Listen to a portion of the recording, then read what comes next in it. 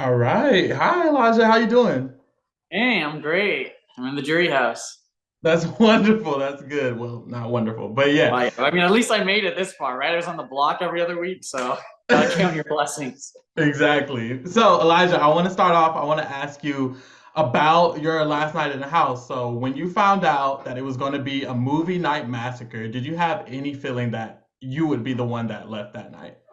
Honestly, I feel like I was the least nervous out of everyone in there. Like I knew there was a chance, and like the twist, like I felt like I was good. Like if there was no twist, and the twist I was like, hey, like the chances are hard for me to go, but I felt pretty confident. Hmm. Funny how things go. No, that is funny, but it's all good. Yeah. So, I want to ask you, when you came into the house night one and you saw that Dougie and Spicy V were also going to be in the house as vets playing the game, how did that shift the way that you wanted to play? It's hilarious because literally, like, I thought to myself before going in, if Anthony's in there, I have to completely change my strategy to get him out as soon as possible. But I had one conversation with the guy and I got hit with the magic. And I was like, well, at least I know I'm under the spell, so it can't be that bad. So, like, Mhm. we were close, especially at the beginning. And, like, Spicy V, I was like, it's interesting because, like, I saw her as, like, a great character, not a great player. But, like, now I realize what a great player she is. And I think that's great that everyone's going to realize that because, as far as I can tell, she's playing the best game in there. Oh, nice. So I want to ask about Spicy because week two, when she won the HOH competition, you ended up going up as a pawn, and after that, you kept being pawned. So why did you agree to be the pawn the first time you got nominated? Honestly, like I kind of tried to like argue, but I could tell like she really wanted me to be the pawn, and I just figured like it was so early, like I felt like I would get some trust from the alliance, and like I knew we had the votes. That being said, though, if I could go back and change one thing, I should have really put my foot down and said no one from the director should be a pawn this week. It's ridiculous and makes no sense. Like we can like help you manage whatever pawn you pick.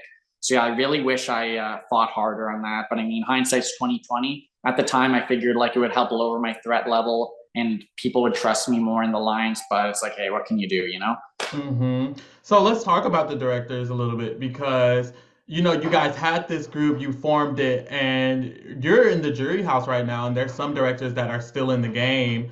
Why do you think that was? Why do you think that is? Oh, like why? Like I'm in the jury house and other directors are in the game. Sorry, is that what you mean? Yeah, like why do you think it's you of all the directors that ended up being the one sent to the jury house? Honestly, like the directors in retrospect was like a terrible alliance. Like I was supposedly the bad guy. I was the only one who didn't put a director on the block. Hmm. So like really you can tell like certain people they were just kind of using it. They weren't actually serious about it. Matt and I were probably some of the more serious people about it. Just so happens we're the ones who went, right? So it's funny in that way. But Hmm. yeah, honestly, clearly, like it wasn't that great an alliance, and it was pretty bad to me. Like I'm sure some of my rants made it through, where I was pointing out how ridiculous is that I'm on the block, my alliance member is using the power beat on someone else. Like you can just tell, like some people, their hearts really weren't in that alliance. And hey, I Hmm. mean, it's got them this far, so good on them, I guess. And kind of speaking of that, I want to ask because we saw in your HOH week when you were HOH that you kind of had this revelation that Matt and you were possibly being pit against each other. So why didn't you really shift your game after that, or did you try to shift your game after that when you found that out? Yeah, that's the thing. Originally, I totally wanted to shift my game, but then, like, after talking to people more, it got Hmm. kind of murkier. And also, I could kind of see the other side of like the people who pretty much screwed me, as far as I can tell, or pretty much, how do you say that in an appropriate way? Who pretty much set me on a downward path. Hmm. And yeah, I mean, I just kind of realized that, like, even if I went with like Matt, for example, I just felt like the end game with that group would have been tougher for me. It's kind of like, so it was like, even though in retrospect, maybe I should have really gone to that side and like totally like abandoned the rest of them. I just felt like my options were better if I stayed with the group that kind of backstabbed me. And like, I kind of understood why they played the way they did too after talking with them after the fact. So like while I didn't like what they did to me in the game sense, like I could kind of understand it. Yeah, that's an interesting take. I like that. So Let's talk a little bit more about who you feel is playing the best game because you mentioned Mhm. Spicy V. Can you Yeah. talk a little more about why you feel like she is playing the best game? I mean, I feel like she always gets her way. I feel like you can tell she's got everyone in her pocket. Like, look, she gets the executive veto. She gets the HOH during the movie night massacre. If Spicy wants someone to stay, they stay. Like, probably the biggest reason why I survived last week is because she wanted Matt to go over me. And she's just, her social game's amazing. Like, even Todd, who's like was similar to me, where he's like, hey, like certain people need to go. Like, Spicy V was totally off for his radar because she saved him, right? And even me, I Hmm. could see she was such a big threat, like running the house. But just like based on the relationship I had with her, I was like, I should at least try to like go a bit farther, and she could be a spar with her, and she could be a shield for me. So she's just like covering all her bases. She's working all angles. She's getting away with it. She's just playing an amazing game. Hmm. All right. So at this moment, you're in the jury house. You get to vote at the end of the day. So I wanted to ask, who are the three least likely people to receive your jury vote at this moment? Ooh, that's really tough.